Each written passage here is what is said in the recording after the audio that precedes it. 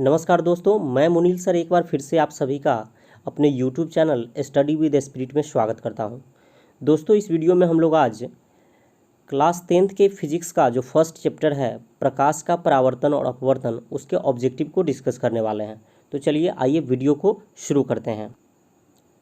दोस्तों, वीडियो को शुरू करने से पहले आपसे एक छोटा सा रिक्वेस्ट है कि अगर आपने अभी तक हमारे चैनल स्टडी विद स्पिरिट को सब्सक्राइब नहीं किया है तो प्लीज़ सब्सक्राइब कर लें और बेल आइकन को दबा दें। ऐसा करने से क्या होगा कि इस चैनल पर जब भी कोई नई वीडियो अपलोड होगी तो उसका नोटिफिकेशन आपको मिल जाएगा और आप उस वीडियो को आसानी से देख पाएंगे। और आज के इस वीडियो का PDF आप हमारे टेलीग्राम चैनल से ले सकते हैं। टेलीग्राम चैनल का जो लिंक है इस वीडियो के डिस्क्रिप्शन बॉक्स में दिया हुआ है, आप वहां से हमारे टेलीग्राम चैनल से जुड़ सकते हैं। आप चाहे तो हमें फेसबुक, इंस्टाग्राम पर भी फॉलो कर सकते हैं। ये मेरा मोबाइल नंबर है, आप चाहे तो इस मोबाइल पर व्हाट्सएप करके हमारे व्हाट्सएप ग्रुप से भी जुड़ सकते हैं। तो चलिए देखते हैं आज का पहला क्वेश्चन क्या है। क्वेश्चन नंबर 1 में दिया है कि प्रकाश के अपवर्तन के कितने नियम हैं। तो देखिए, प्रकाश के अपवर्तन के होता है 2 नियम, तो ऑप्शन ए इसका राइट आंसर हो जाएगा। अब यहाँ पर अगर आपसे पूछ देता कि प्रकाश के परावर्तन के कितने नियम होते हैं तो उसका भी आंसर हो जाता 2, यानी कि प्रकाश के अपवर्तन और प्रकाश के परावर्तन दोनों का जो नियम होता है वो कितना होता है, तो 2 होता है। चलिए क्वेश्चन नंबर नेक्स्ट देखते हैं। क्वेश्चन नंबर 2 में आपसे पूछा है कि परावर्तन कोण होता है। तो दोस्तों, परावर्तन कोण और आपतन कोण दोनों बराबर होता है, तो इसका राइट आंसर जो है वो आपका हो जाएगा ऑप्शन सी, परावर्तन कोण होता है आपतन कोण के बराबर। अगला क्वेश्चन आपका दिया है क्वेश्चन नंबर 3, वाहन के साइड मिरर के रूप में कौन सा दर्पण उपयोग होता है। तो देखिए, वाहन के साइड मिरर के रूप में यानी कोई गाड़ी आप देखते होंगे, मोटरसाइकिल हो गया या बस, ट्रक, तो उसके साइड में एक शीशा जो लगा होता है वो कौन सा दर्पण होता है वो पूछ रहा है। तो वो साइड मिरर के रूप में जो उपयोग होता है वो दर्पण होता है आपका उत्तल दर्पण, तो ऑप्शन बी इसका राइट आंसर हो जाएगा। क्वेश्चन नंबर 4 है, स्नेल के नियम का गणितीय रूप क्या है। तो देखिए, स्नेल का नियम क्या होता है। स्नेल का नियम होता है साइन आई बटा साइन आर बराबर नियतांक। नियतांक को हम म्यू भी लिखते हैं इस तरह से, तो आपके एग्जाम में यहाँ नियतांक के जगह पर आपका म्यू भी हो सकता है। तो इसका राइट आंसर जो है हो जाएगा आपका साइन आई बटा साइन आर, यानी कि ऑप्शन बी। चलिए अगला क्वेश्चन देखते हैं। क्वेश्चन नंबर 5 में आपसे पूछा है उत्तल दर्पण में किस प्रकार का प्रतिबिंब बनता है। तो देखिए, उत्तल दर्पण में जो प्रतिबिंब बनता है वो वस्तु से छोटा बनता है और आभासी बनता है, तो आभासी एवं वस्तु से छोटा इसका राइट आंसर हो जाएगा, यानी कि ऑप्शन बी इसका सही आंसर हो गया। चलिए अगला क्वेश्चन देखते हैं। अगला क्वेश्चन आपका दिया है लेंस की शक्ति का इकाई क्या होता है, यानी कि लेंस की शक्ति का मात्रक क्या होता है। जो शक्ति है उसको किस चीज़ में मापा जाता है, मीटर में, सेंटीमीटर में, मिलीमीटर में, डायोप्टर में।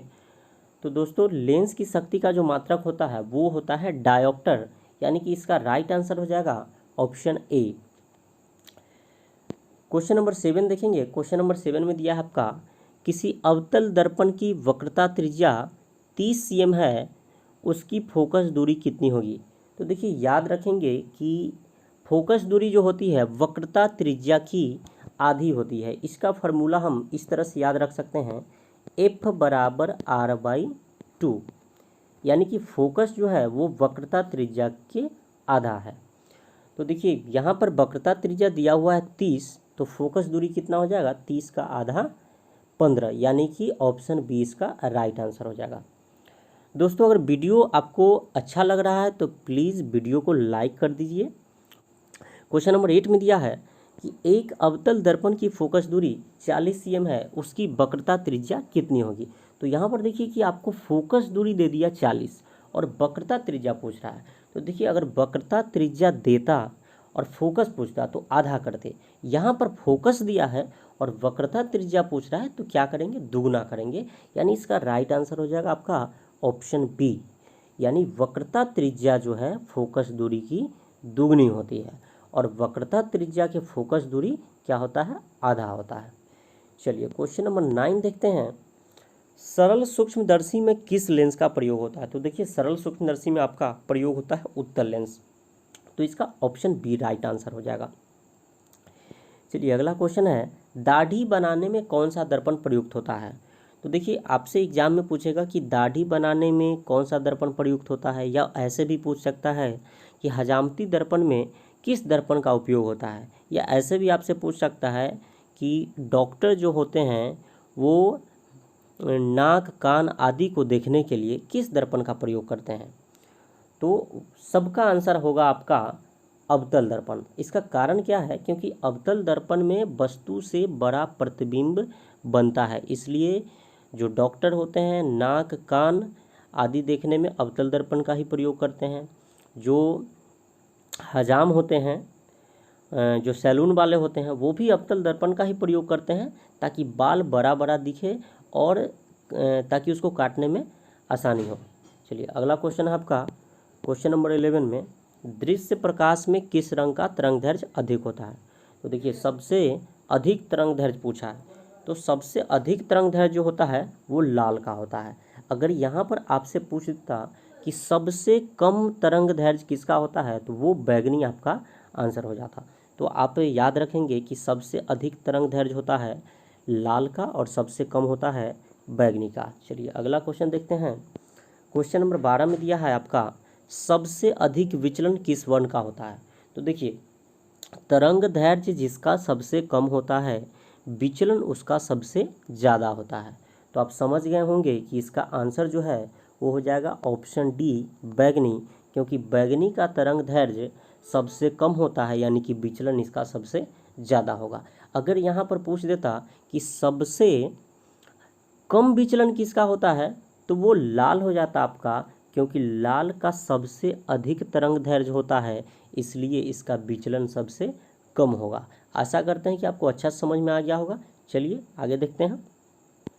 क्वेश्चन नंबर 13 में देखेंगे। क्वेश्चन नंबर 13 में दिया है, जब प्रकाश की किरण हवा से कांच में जाती है तो मुड़ जाती है। तो देखिए प्रकाश की किरण जब हवा से कांच में जाती है तो वो अभिलंब के निकट मुड़ जाती है। अब क्यों ऐसा होता है? तो देखिए नियम है आपका, कि नियम है कि कोई भी प्रकाश की किरण यदि विरल माध्यम से सघन माध्यम में प्रवेश करती है तो वो अभिलंब की ओर झुक जाती है। हवा होता है आपका विरल माध्यम और कांच जो होता है आपका वो सघन माध्यम होता है। तो जब भी प्रकाश की किरण हवा से कांच में प्रवेश करेगी तो वो थोड़ा सा मुड़ जाएगी अभिलंब की ओर। तो ये आपको अच्छा से समझ में आ गया होगा। और ठीक इसका उल्टा, जब सघन माध्यम से विरल माध्यम में आपका प्रकाश की किरण जाता है तो वो अभिलंब से दूर हट जाता है।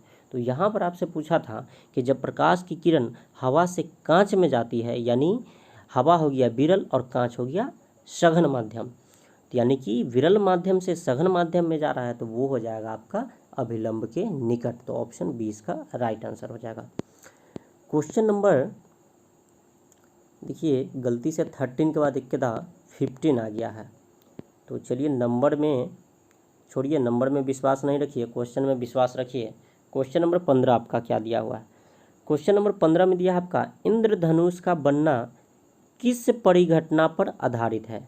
तो देखिए इंद्रधनुष जो बनता है उसमें 7 रंग होता है, और 7 रंग जो दिखाई देता है वो प्रकाश के वर्ण विक्षेपण के कारण दिखाई देता है, यानी कि इसका राइट आंसर जो होगा ऑप्शन सी हो जाएगा। चलिए आगे देखते हैं। प्रकाश का वर्ण विक्षेपण किस उपकरण से संभव होता है? तो प्रकाश का जो वर्ण विक्षेपण है वो होता है प्रिज्म के सहायता से, यानी प्रिज्म से जब कोई प्रकाश का किरण गुजरता है तो वो फिर 7 रंगों में बट जाता है। तो इसका राइट आंसर जो हो जाएगा ऑप्शन सी हो जाएगा, यानी प्रकाश का वर्ण विक्षेपण जो है वो प्रिज्म से संभव है। चलिए क्वेश्चन नंबर अगला देखते हैं 17 का, अवतल लेंस का आवर्धन क्या होता है? तो देखिए अवतल लेंस का आवर्धन होता है आपका u/v, यानी कि प्रतिबिंब की ऊंचाई बटा वस्तु की ऊंचाई। तो इसका ऑप्शन ए राइट आंसर हो जाएगा। चलिए अगला क्वेश्चन है क्वेश्चन नंबर 18, निम्न में से कौन सा पदार्थ लेंस बनाने के लिए प्रयुक्त नहीं किया जा सकता है। तो लेंस बनाने में कौन सा पदार्थ प्रयोग नहीं होता है वो पूछ रहा है। तो बहुत सिंपल क्वेश्चन आपका, मिट्टी नहीं होगा।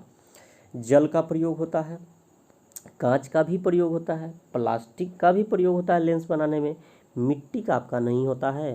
तो इसका राइट आंसर हो जाएगा आपका ऑप्शन डी, मिट्टी। क्वेश्चन नंबर 19 देखेंगे, किसी कोलाइडी विलयन में निलंबित कणों से प्रकाश के प्रकीर्णन को कहा जाता है। तो देखिए, कोलाइडी विलयन से यदि प्रकाश का प्रकीर्णन होता है तो उसको कहते हैं हम टिंडल प्रभाव। तो ऑप्शन सी हो जाएगा इसका राइट आंसर। क्वेश्चन नंबर 20 में देखेंगे, किस दर्पण से हमेशा वस्तु से छोटा प्रतिबिंब बनता है। तो देखिए, वस्तु से हमेशा छोटा प्रतिबिंब बनाता है वो एक ही दर्पण है आपका, उत्तल दर्पण। अब समतल दर्पण में बात कर लेते हैं किस तरह का प्रतिबिंब बनता है। तो समतल दर्पण में जो आपका प्रतिबिंब बनता है वो वस्तु के बराबर बनता है और काल्पनिक बनता है, वस्तु के बराबर और काल्पनिक और सीधा।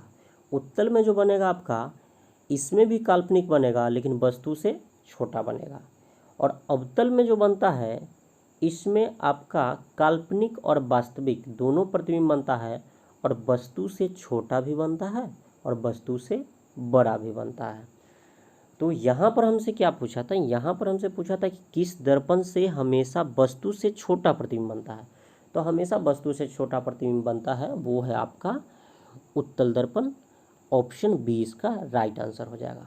चलिए, क्वेश्चन नंबर 21 में दिया है, निर्गत किरण एवं अभिलंब के बीच के कोण को कहते हैं। तो देखिए, निर्गत किरण और अभिलंब के बीच का जो कोण होता है उसको कहते हैं निर्गत कोण, यानी कि ऑप्शन सी इसका राइट आंसर हो जाएगा। क्वेश्चन नंबर 22 में देखेंगे क्या दिया है। क्वेश्चन नंबर 22 में दिया है, किसी उत्तल लेंस के सामने वस्तु कहाँ रखने पर प्रतिबिंब वस्तु के बराबर आकार का बनेगा। तो इसका राइट आंसर हो जाएगा फोकस दूरी के दुगनी दूरी पर, यानी कि 2f पर। ऑप्शन ए इसका राइट आंसर हो जाएगा।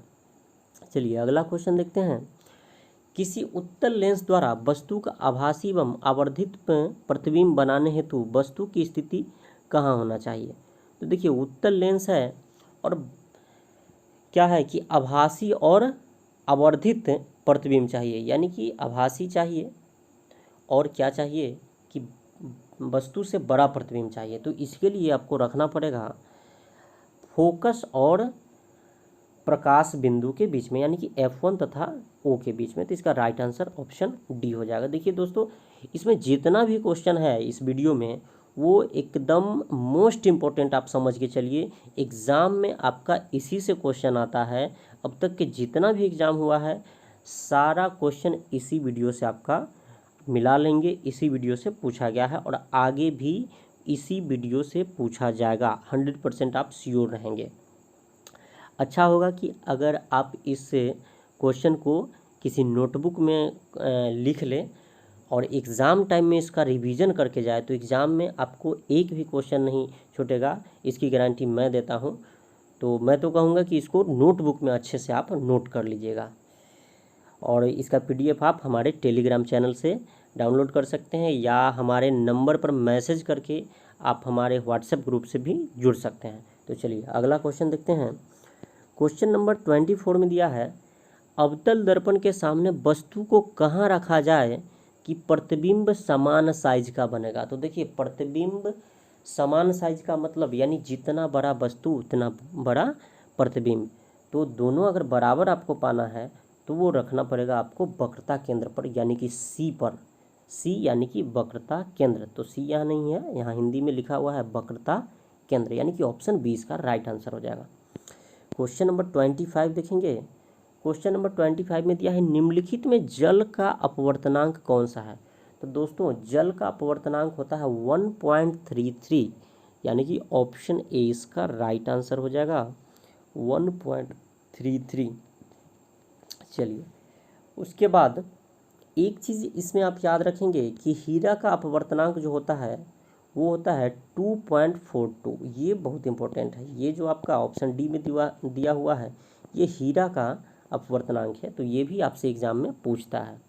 तो आप याद रखेंगे कि हीरा का अपवर्तनांक कितना होता है, 2.42। चलिए, अगला देखते हैं। क्वेश्चन नंबर 26 है, गोलीय दर्पण के फोकस दूरी और वक्रता त्रिज्या में क्या संबंध है। तो देखिए ये हम लोग पहले ही देख चुके हैं कि F बराबर R/2 होता है, तो ऑप्शन बी इसका राइट आंसर हो जाएगा। चलिए नेक्स्ट क्वेश्चन 27 में दिया है, एक दर्पण से किसी भी दूरी पर रखी एक वस्तु का प्रतिबिंब सीधा प्राप्त होता है। दर्पण हो सकता है, इसमें क्या बोल रहा है कि एक दर्पण है, अब उससे कितना भी दूरी पर आप किसी वस्तु को रखते हैं तो एकदम सीधा प्रतिबिंब प्राप्त होता है, तो वो कौन सा दर्पण है। तो देखिए सीधा प्रतिबिंब जो प्राप्त होता है वो दो तरह के दर्पण में आपको प्राप्त हो सकता है, एक तो समतल और एक उत्तल। तो इसका राइट आंसर हो जाएगा ऑप्शन सी, समतल अथवा उत्तल। चलिए अगला क्वेश्चन देखते हैं। देखिए यहाँ पर फिर मिस्टेक हो गया है, 27 के बाद 30 आ गया है। पीडीएफ में मैं इसको सुधार दूंगा, पीडीएफ में अच्छे से नंबर आपका रहेगा। और ये थोड़ा सा इसको मतलब इसके लिए मैं माफ़ी चाहता हूँ कि नंबर लिखने में नंबरिंग जो है इसका क्रम संख्या थोड़ा सा गड़बड़ हो गया है। तो चलिए नंबर को नहीं देखते हैं, क्वेश्चन को देखते हैं। क्वेश्चन दिया आपका, ऐसे पदार्थ जिनसे प्रकाश आसानी से होकर पार कर जाता है कहलाता है। यानी ऐसा पदार्थ जिससे प्रकाश आसानी से पार कर जाए उसको क्या कहते हैं। तो उसको कहते हैं पारदर्शी पदार्थ, यानी कि ऑप्शन ए इसका राइट आंसर हो जाएगा। 31 में दिया आपका, एक दर्पण की फोकस दूरी -15 सेमी है, यह किस प्रकार का दर्पण हो सकता है। तो देखिए याद रखेंगे कि माइनस में जो फोकस दूरी होता है वो अवतल दर्पण का होता है और प्लस में जो फोकस दूरी होता है वो उत्तल दर्पण का होता है। तो यहाँ पर फोकस दूरी जो दिया है आपका वो -15 दिया है, यानी कि निगेटिव में है, निगेटिव है तो इसका राइट आंसर हो जाएगा अवतल दर्पण, यानी कि ऑप्शन बी। यानी कि माइनस में फोकस दूरी देगा तो दर्पण कौन सा होगा, अवतल होगा, और प्लस में देगा दर्पण कौन सा होगा, उत्तल।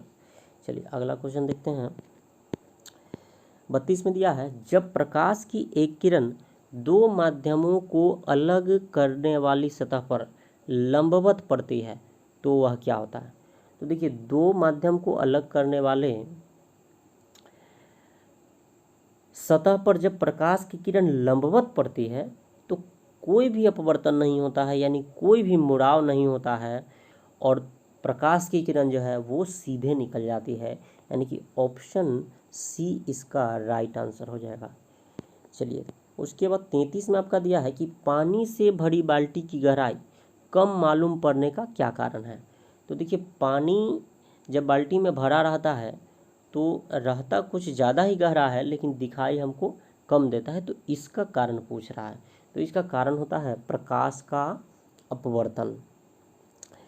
यहाँ पर ध्यान देंगे कि प्रकाश का परावर्तन क्या होता है। तो किसी माध्यम से प्रकाश के टकराकर लौटने की क्रिया को प्रकाश का परावर्तन कहते हैं। और प्रकाश का अपवर्तन क्या होता है, तो प्रकाश का अपवर्तन होता है एक माध्यम से जब दूसरे माध्यम में प्रकाश की किरण प्रवेश करती है तो वह अपने पथ से कुछ विचलित हो जाती है, यानी मुड़ जाती है, तो उसी को हम कहते हैं प्रकाश का अपवर्तन। अब ये प्रकाश का प्रकीर्णन क्या है, तो प्रकाश का प्रकीर्णन का मतलब होता है कि किसी कण पर प्रकाश पड़ के अगर चारों दिशा में क्षेत्र आ जाए तो इसी क्षेत्र आने की क्रिया को कहते हैं प्रकाश का प्रकीर्णन। अब ऑप्शन डी में दिया आपका प्रकाश का वर्ण विक्षेपण। तो प्रकाश का वर्ण विक्षेपण क्या है, तो जब किसी प्रिज्म से सूर्य का श्वेत प्रकाश गुजरता है तो वह 7 रंगों में विभक्त हो जाता है, इसी को कहते हैं प्रकाश का वर्ण विक्षेपण। तो आप चारों का परिभाषा समझ गए होंगे, आप ये चारों क्लियर हो गया होगा आपका। चलिए क्वेश्चन नंबर अगला देखते हैं। 34 में आपका दिया है कि एक उत्तल लेंस की फोकस दूरी +20 सेमी है। एक उत्तल लेंस की फोकस दूरी +20 सेमी है, उसकी क्षमता कितनी होगी। तो देखिए इसका सूत्र से आप निकाल सकते हैं कि अगर आप क्षमता निकालना चाहते हैं यानी पी निकालना चाहते हैं और फोकस दूरी आपका सेमी में है तो इसका फार्मूला होता है 100 फोकस, यानी कि 100/20, तो 20 × 100। अच्छा चूँकि प्लस में दिया है फोकस दूरी तो इसका क्षमता भी प्लस में निकलेगा, यानी कि इसका जो क्षमता हो गया +5 डाईऑप्टर, ऑप्शन ए इसका राइट आंसर। एक बात आप याद रखेंगे कि यहाँ पर यदि फोकस दूरी मीटर में देता तो इसका सूत्र होता P बराबर 1/f, और cm में जब देगा तो क्या होगा 100/f। तो इसको अच्छा से आप समझ गए होंगे। चलिए अगला क्वेश्चन देखते हैं। 35 में आपका दिया है किसी शब्दकोश के छोटे छोटे अक्षरों को पढ़ने के लिए निम्नांकित में कौन उपयुक्त होगा। तो देखिए शब्दकोश यानी कि डिक्शनरी का एकदम छोटा छोटा अक्षर है, उसको अगर आप पढ़ना चाहते हैं अच्छे से तो उसके लिए आपको आवश्यकता पड़ता है 5 cm फोकस दूरी वाले उत्तल लेंस की, यानी कि इसका राइट आंसर जो है वो हो जाएगा ऑप्शन सी। तो इसका ऑप्शन सी राइट आंसर हो गया। तो इस तरह से हम लोगों ने इस चैप्टर से लगभग 30+ क्वेश्चन कर लिया, जो कि मोस्ट इम्पोर्टेंट है, हर वर्ष एग्ज़ाम में आता है और फिर आएगा। तो इसको अच्छे से आप देख लेंगे। और जैसा कि हम लोग हर वीडियो में एक मोटिवेशनल कोट को देखते आ रहे हैं, तो इस वीडियो में भी एक मोटिवेशनल कोट को देखेंगे। आज का मोटिवेशन है कि पसीने की स्याही से जो लिखते हैं अपने इरादों को, उनके मुकद्दर के पन्ने कभी कोरे नहीं हुआ करते। यानी कि जो व्यक्ति पसीना से यानी कि मेहनत से पढ़ाई करेगा या कोई कार्य करेगा तो निश्चित रूप से उसका भाग्य जो है वो साथ देगा। उसका भाग्य यानी कि मुकद्दर कभी भी खाली नहीं जा सकता है। परिश्रम का फल मीठा होता है, आपने सुना होगा, वही चीज़ यहाँ पर दिया हुआ है। तो अगर वीडियो अच्छा लगा हो, निश्चित रूप से वीडियो अच्छा लगा होगा, अगर आपने वीडियो को अच्छे से समझा होगा, अगर भगा भगा के यानी कि स्किप करके नहीं देखा होगा तो बिल्कुल अच्छा लगा होगा। तो प्लीज़ अगर आपने अभी तक मेरे वीडियो को लाइक नहीं किया है तो वीडियो को लाइक कर दें, शेयर कर दीजिए अपने दोस्तों में। और एक बार फिर से आपसे हम रिक्वेस्ट करेंगे कि अगर आपने अभी तक मेरे चैनल को सब्सक्राइब नहीं किया है तो प्लीज़ चैनल को सब्सक्राइब कर दीजिए और बेल आइकन को दबा लीजिए, क्योंकि जब भी इस चैनल पर वीडियो अपलोड होगा तो आप चाहते हैं कि अगर नोटिफिकेशन पहुंचे तो वो बेल आइकन को दबाने से ही पहुंचेगा। तो चलिए आज के लिए बस इतना ही, मिलते हैं अगले वीडियो में। तब तक जय हिंद, जय भारत, वंदे मातरम।